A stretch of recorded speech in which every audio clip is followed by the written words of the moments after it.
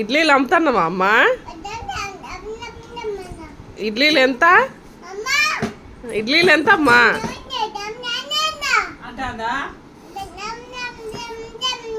దోశలు అమ్ముతున్నావా? 30 రూపాయలు. దోశలు అమ్ముతున్నావా? అమ్ముతాన్నా అమ్మా. ఇడ్లీ 5 దోశ. ఇడ్లీలు ఎంత అమ్మా? ప్లేట్ ఎంత? 30 రూపాయలు. మమ్ము ఓ అమ్మా, ఇడ్లీలు ప్లేట్ ఎంత? 30.